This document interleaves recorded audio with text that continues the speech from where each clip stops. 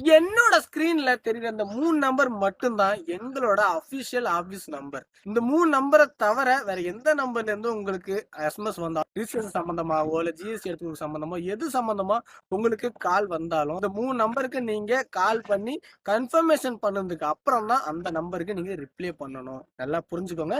இது நம்ம ஸ்டூடெண்ட்ஸுக்கு. இப்ப நம்ம வீடியோ பார்த்துட்டு நம்ம கிளாஸ்ல புதுசா ஜாயின் பண்ணணும்னு நினைக்கிறவங்களுக்கு இந்த 3 நம்பர் மட்டும் தான் எங்களோட ஆபீஸ் நம்பர். இதுக்கு பெஸ்ட் என்ன அப்படின்னு சொன்னா எங்களுக்கு நீங்க வாட்ஸ்அப் பண்றது தான்.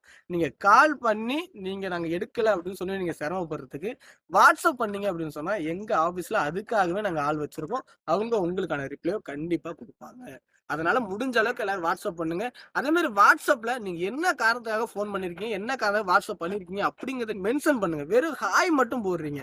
கிட்டத்தட்ட என்னோட வாட்ஸ்அப் பாத்தீங்கன்னா மெசேஜ் வந்திருக்கு. ஆனா எல்லாமே பாத்தீங்கன்னா வெறும் ஹாய் ஹாய் ஹாய். அதுக்கு நாங்க என்ன ரிப்ளை குடுக்குறது? நீங்களே யோசிச்சு பாருங்களா. நீங்க என்ன காரணத்தினால எங்களுக்கு எஸ்எம்எஸ் பண்ணிருக்கீங்க அப்படிங்கறத டீடைலா சொல்லுங்க. அதுக்கான ரிப்ளை கண்டிப்பா நாங்க கொடுப்போம். வெறும் ஹாய் மட்டும் போட்டா அதுக்கு உட்காந்து நாங்க ஹாய் போறதுக்காக நாங்க இங்க ஆபீஸ்ல வேலைக்கு ஆள் வச்சிருக்கல. கண்டிப்பா உங்களுக்கு என்ன தேவைப்படுதுன்னு சொல்லுங்க. அந்த தேவைகளை பூர்த்தி செய்யறதுக்கு எங்க ஆபீஸ்ல இருந்து உங்களை தொடர்பு கொள்வாங்க. அதனால முடிஞ்ச அளவுக்கு இந்த 3 நம்பர் மட்டும் தான் எங்களோட ஆபீஸோட அபிஷியல் நம்பர். அதை நாங்க தெரிவிச்சுக்கிறேன். வேற எந்த நம்பர்ல இருந்து உங்களுக்கு கால் எஸ்எம்எஸ் எங்க பேர் சொல்லி வந்தாலும் எங்க கிட்ட இன்ஃபர்மேஷன் பண்ணிட்டு தான் நீங்க அதுக்கான ரிப்ளேஸ் கொடுக்கணும். அதை இந்த வீடியோல தெரிவிச்சுக்கணும். ஒரு அவேர்னஸ் வீடியோ சொல்லணும்னு நினைச்சேன். அதனால கண்டிப்பா எல்லாருமே தெரிஞ்சுக்கோங்க. யார் எங்க பேரை சொல்லி ஏமாத்தினாலும் நீங்க ஏமாந்துட வேணாம். ஏன்னா நிறைய வேலைகள் நடக்குது. தெரிஞ்சுக்கோங்க. நன்றி.